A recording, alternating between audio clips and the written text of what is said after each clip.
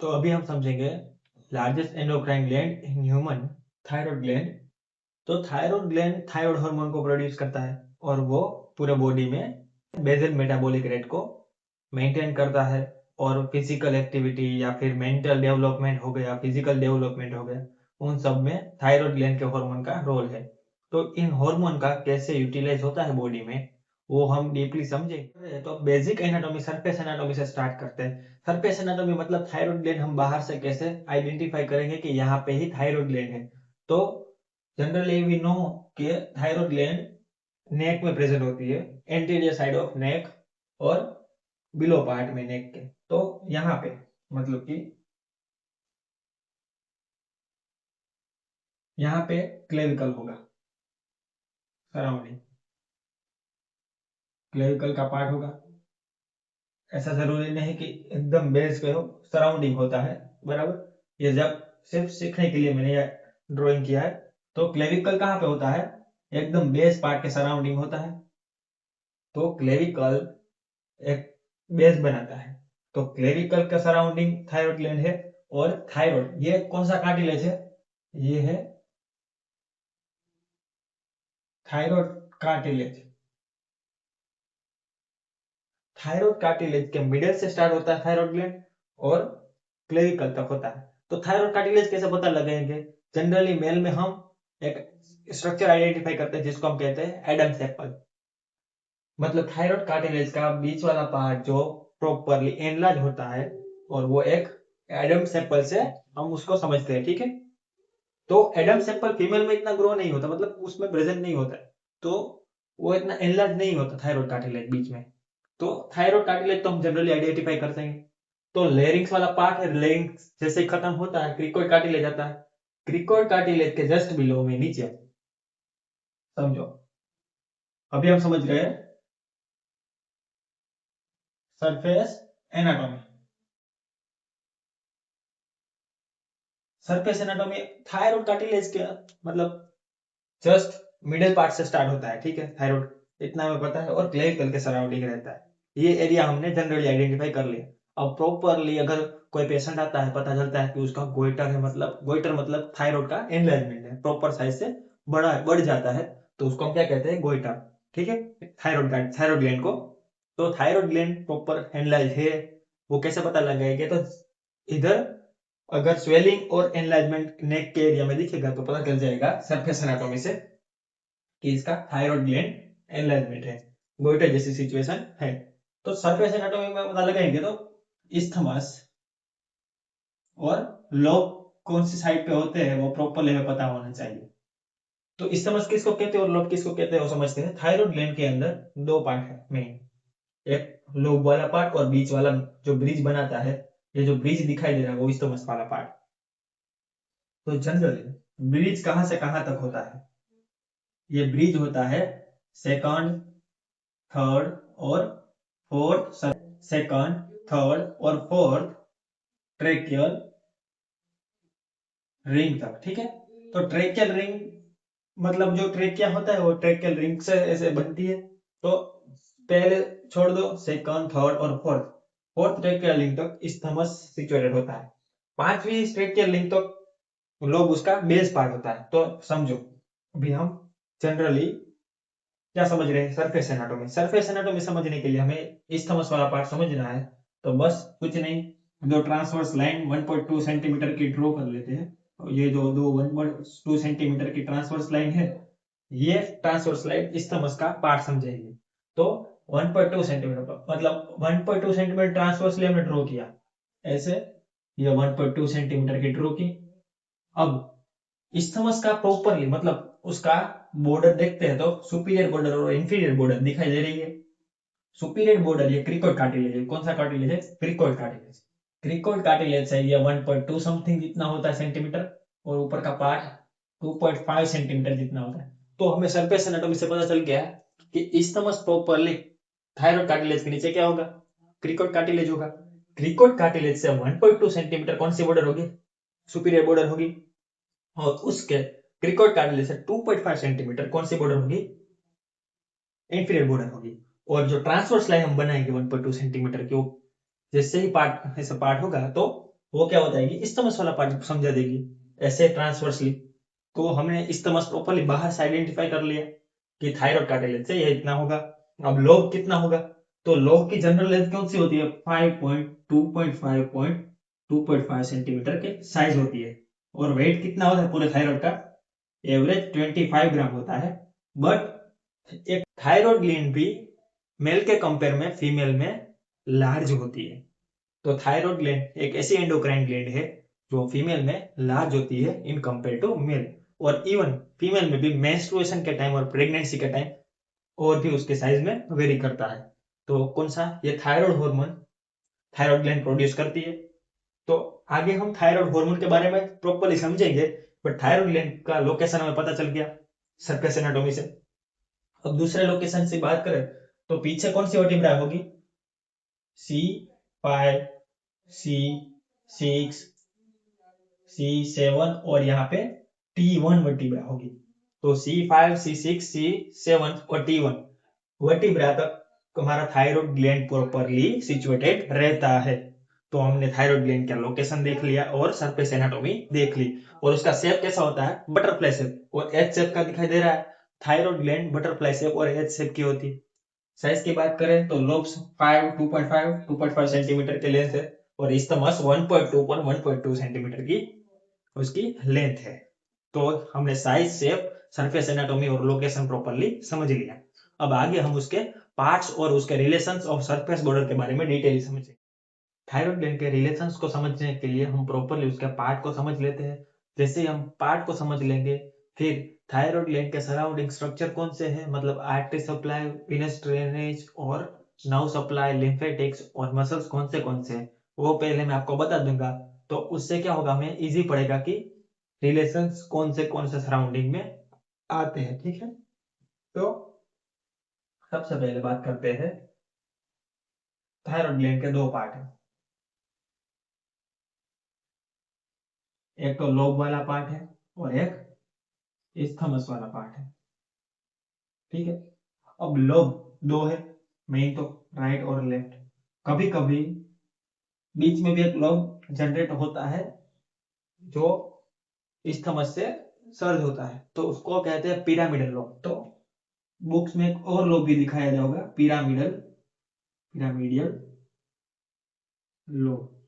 तो वो भी हम कंक्लूड करते हैं ऐसे लोब में, वो ऐसे बीच से निकलता है। बट जनरली मेन हमारे दो लोब है, राइट लोब और लेफ्ट लोब। लोब देखेंगे तो आगे से निकल के पीछे जाते हैं। ठीक है, मतलब पीछे, मतलब 3D में देखोगे ना, तो मान लो ये ट्रेकिया है, तो यहाँ पे थायराइड ग्लैंड का एक लोब होगा, तो वो ऐसे होता है, बटरफ्लाई शेप उसका। ठीक है, पीछे ऐसे जाता है। 3D में ये लोब ऐसे तो कोनिकल शेप का होगा। तो अगर अभी हम लोब की बात करें तो ऊपर एपेक्स वाला पार्ट होगा, कोनिकल शेप है, नीचे बेस वाला पार्ट होगा। ठीक है, इतना हमें पता चल गया। अब इस्थमस की बात करें तो इस्थमस एक ब्रिज ही है, तो उसके दो सरफेस है और दो बॉर्डर है। बाहर ऐसे टच करेंगे तो आगे के बॉर्डर उसको कहेंगे पहले दो बॉर्डर है। सरफेस कौन सी है, सरफेस मतलब टच करेंगे आगे फील क्या था, तो एंटीरियर सरफेस और पोस्टीरियर सरफेस। बॉर्डर कौन से, तो ऊपर की बॉर्डर और नीचे की बॉर्डर, मतलब सुपीरियर बॉर्डर और इंफीरियर बॉर्डर। तो इस्थमस के बारे में हमने समझ लिया, पार्ट्स के बारे में। अब लोब की बात करें तो लोब के अंदर टोटल उसकी दो बॉर्डर है, बॉर्डर दो है। एक पीछे जैसे 3D में जा रही है तो ये राउंड शेप की होगी, तो राउंड शेप की बॉर्डर है पोस्टीरियर बॉर्डर, और आगे आती बॉर्डर है एंटीरियर बॉर्डर। ठीक है, तो एंटीरियर बॉर्डर और पोस्टीरियर बॉर्डर दो है लोब की। सरफेस तीन है, कौन सी, बाहर से देखेंगे तो सुपीरियर सरफेस, बराबर ऐसे 3D में देख रहे हैं तो ये वाला पार्ट भी होगा, तो वो उस साइड भी बनाता होगा। मतलब समझो, ये अगर कॉनिकल शेप है, ये कोन वाला शेप है, तो ये मिडिल साइड वाला पार्ट भी होगा। तो ये मिडिल वाला पार्ट ऐसे थायराइड ग्लैंड पीछे जाती है, तो ये मिडिल वाली surface, medial surface, superior surface और पीछे जा रही है और लेटरल साइड पे है, तो पोस्टीरियर में जा रही है और लेटरल साइड है, तो पोस्टीरियर और लेटरल सरफेस। तो लोब के अंदर तीन सरफेस है, सुपीरियर सरफेस, मीडियल सरफेस और पीछे जा रहा है थायराइड ग्लैंड। और पीछे कौन सी ग्लैंड है, एक और पैराथायराइड ग्लैंड, जो थायराइड के पीछे है, ठीक है। तो वो पोस्टेरोलाइटल साइड है। तो हमें पता चल गया कि लोब के अंदर टोटल 3 सरफेस, 2 बॉर्डर और एपेक्स और बेस पार्ट है। तो अभी हम पहले समझते हैं उसका आर्टरी सप्लाई।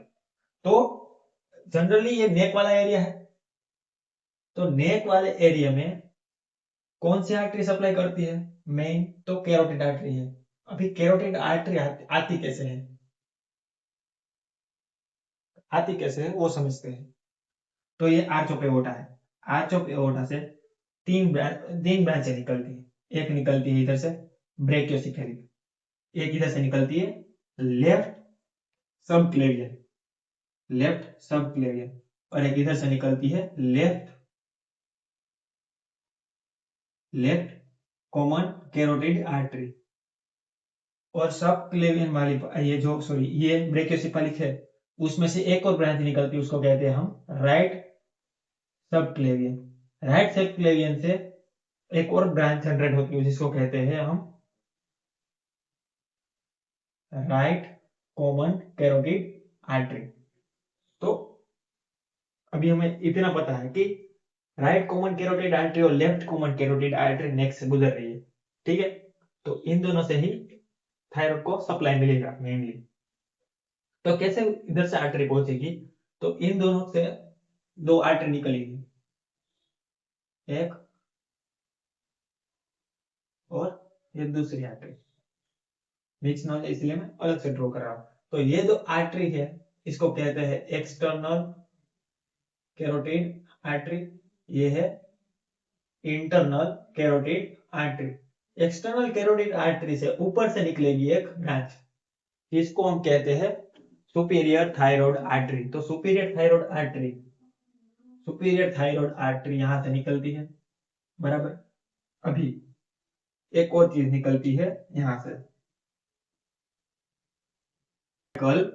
आर्टरी ट्रंक से वन पार्ट मतलब एक आर्टरी लेके ब्रांच लेके निकलती है।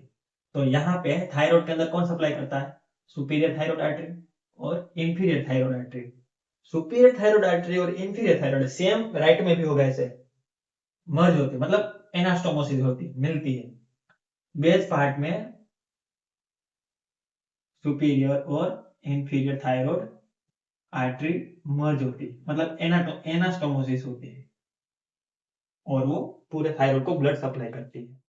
तो अभी हम डिस्कस कर रहे हैं थायराइड ग्लैंड के कैप्सूल के बारे में। कैप्सूल मतलब क्या करता है? थायराइड ग्लैंड को कवर करता है, एक लेयर, कैप्सूल में। तो थायराइड ग्लैंड के अंदर कैप्सूल की बात कर रहे हैं।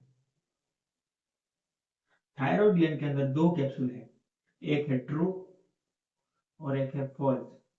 मतलब थायराइड का नहीं है, फिर भी थायराइड ग्लैंड के अंदर कंक्लूड करते हैं। जनरली होता क्या, मतलब समझोगे थायराइड ग्लैंड है ऐसे सिचुएटेड है, मैं इसके ट्रांसवर्सली काटता हूं और ऊपर से देखता हूं तो कैसा दिखाई देगा? समझो, ये थायराइड ग्लैंड होगी, ऊपर से मैं देख रहा हूं थायराइड ग्लैंड को। थायराइड ग्लैंड के पीछे कौन सा स्ट्रक्चर होगा? ट्रेकिया होगी।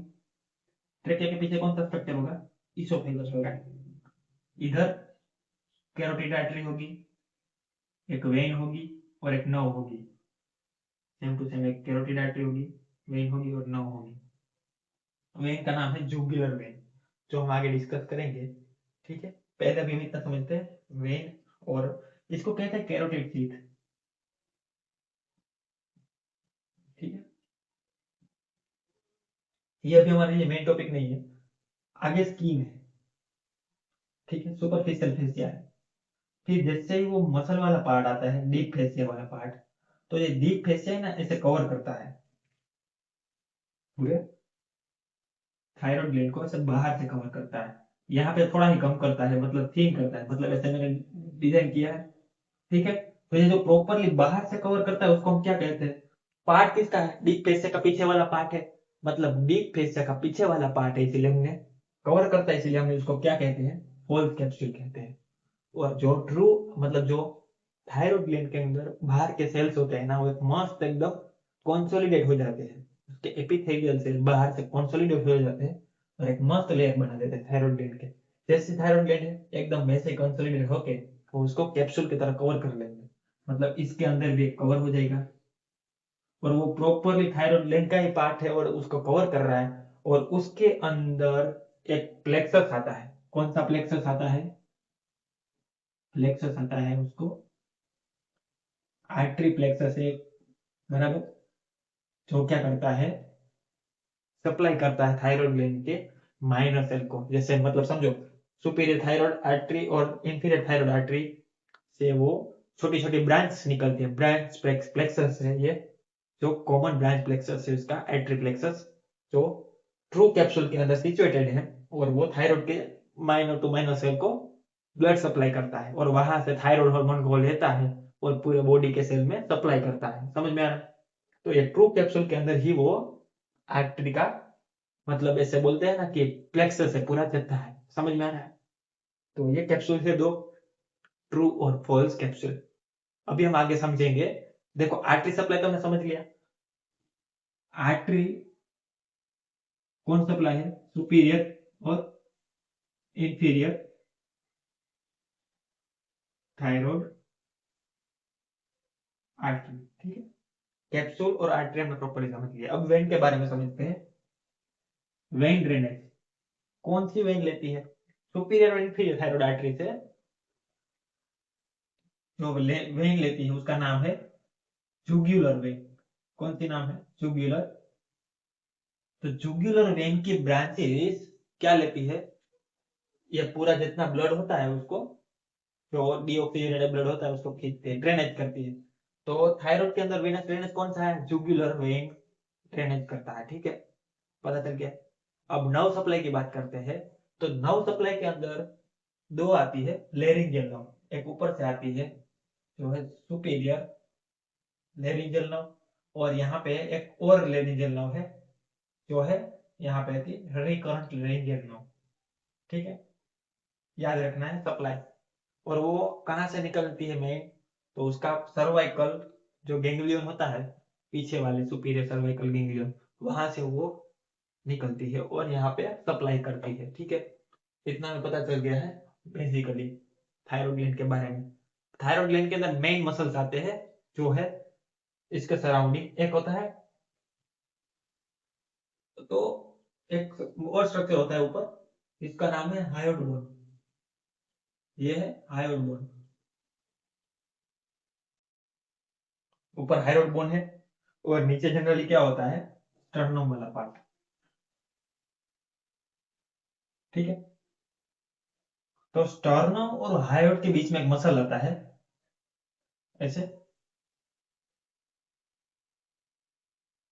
जिसको कहते हैं स्टर्नोइड मसल। स्टर्नम और थायराइड का बीच में भी एक मसल आता है, उसको कहते हैं स्टर्नोथायराइड मसल, बराबर, ठीक है। स्टर्नोक्लेडोमास्टोइड मसल भी एक होता है। स्टर्नो बराबर और मास्टोइड तक आता है, ठीक है। तो स्टर्नोक्लेडोमास्टल ऐसे सप्लाई करता है। तो हमने प्रॉपरली मसल्स के बारे में हमें इतना डिटेल में नहीं जाना भी, क्योंकि मसल्स के बारे में अगर हम समझेंगे तो थायराइड ग्लैंड हम भूल जाएंगे नहीं। तो थायराइड ग्लैंड के सराउंडिंग कौन से मसल मैंने बता दिए। जनरली चार मेन है, स्टर्नोहायोड, स्टर्नोथायराइड, ओमोहायोड का बेली पार्ट। ओमो यहाँ से स्केपुला से निकलता है और ऊपर जाता है, बराबर। तो उसके दो बेली पार्ट है, एक सुपीरियर बेली पार्ट है और एक इंफीरियर बेली पार्ट है।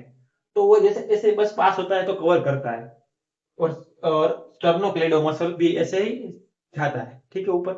तो ये जो इतने पार्ट है तो कवर करते हैं हमारे थायराइड ग्लैंड को। जैसे हम, तो अभी जनरली हमने एनाटॉमी समझ ली प्रॉपरली। अभी हम लास्ट में हम रिलेशन के बारे में जाएंगे। उससे पहले हम लिम्फेटिक्स के बारे में समझते हैं। तो लिम्फेटिक सप्लाई होता है उसका कौन सा होता है? लिम्फेटिक सप्लाई होता है उसके सर्वाइकल हेल्थ एरिया पूरा। तो उसका नाम है deep cervical lymph node. Lymphatics कौन सा सप्लाई है? Deep cervical lymph node. ऐसे ऐसे ऐसे छोटे छोटे लिम्फ नोड होते हैं, ठीक है। तो इसका इधर सर्वाइकल लिम्फ नोड इसका लिम्फ सप्लाई है, ठीक है। अभी हमें इतना पता चल गया जनरली कि उसके रिलेशन हम समझ सके, ठीक है। तो एपेक्स के पार्ट कौन सी चीज होगी? तो एपेक्स ऊपर जाता है, बराबर, और ऊपर जाके लेटरली भी जाता है। तो उसके आजू बाजू में कौन सी चीज है? सुपीरियर थायराइड आर्टरी है और सुपीरियर लेरिंजियल नर्व है, ठीक है। नीचे बेस के पार्ट में रिकरेंट लेरिंजियल नर्व है, इंफीरियर थायराइड आर्टरी है, सुपीरियर थायराइड आर्टरी और इंफीरियर थायराइड आर्टरी बेस के नजदीक इस्थमस वाले पार्ट में मर्ज होती है, और इस्थमस वाला पार्ट के पीछे क्या है, तो क्या है पीछे वाले पार्ट में, ट्रेकिया है। तो मीडियल सरफेस होगी जिसकी, इसकी थायराइड ग्लैंड की मीडियल सरफेस है, उसके नजदीक कौन सी होगी, ट्रेकिया होगी, और उसके पीछे कौन सा होगा, इसोफेगस होगा। और लेटरली मतलब पीछे, हाँ, पोस्टीरियर साइड में देखेंगे तो एक ग्लैंड होगी, उसका नाम क्या है, पैराथायरॉइड ग्लैंड। अगर पीछे की बात करें ऐसे, ये थायराइड ग्लैंड का पीछे वाले पार्ट हो गए, तो उधर दो दो ऐसे पैराथायरॉइड ग्लैंड होगी। तो ये रिलेशन की बात कर रहे हैं। सराउंडिंग में मसल कौन से हो गए, तो स्टर्नोहायोइड मसल हो गए, स्टर्नोथायोइड मसल हो गए, ओमोहायोइड का बेली पार्ट होगा। तो ऐसे एपेक्स बेस में ऐसे रिलेट करता रहेगा, ठीक है। इसके तो एनाटॉमी हमने प्रॉपरली बाहर से थायराइड ग्लैंड को समझने के लिए हमने प्रॉपरली देख ली, उसके रिलेशंस देख लिए, वेनस सप्लाई, ड्रेनेज, और हाँ उसका वॉल्यूम, जनरली 10 to 18 ml उसका वॉल्यूम है, ठीक है, 10 to 18 ml। अब मेल फीमेल में थोड़ा वेरी करता है, जो हमें नोट्स में प्रोवाइड कर दूंगा वॉल्यूम, ठीक है। तो थायराइड ग्लैंड के हमने प्रॉपरली एनाटॉमी हमने बाहर से देख ली, ऊपर पर थायराइड हार्मोन को समझने के लिए। अभी हमें बेसिक तो समझ में आना चाहिए कि थायराइड ग्लैंड का प्रॉपर एनाटॉमी क्या है, तो हमने देख लिया, ठीक है। अगर इसका पूरा डिटेल में हमारा नोट्स में मिल जाएगा, प्रॉपर डिटेल एनाटॉमी। अभी अगर थायराइड ग्लैंड की एनाटॉमी के बाद अब हम जाएंगे थायराइड ग्लैंड की फिजियोलॉजी में, थायराइड हार्मोन कैसे जनरेट होता है, थायराइड ग्लैंड की फिजियोलॉजी कैसे काम करती है, ठीक है। तो थायराइड हार्मोन की एनाटॉमी हमने देख ली।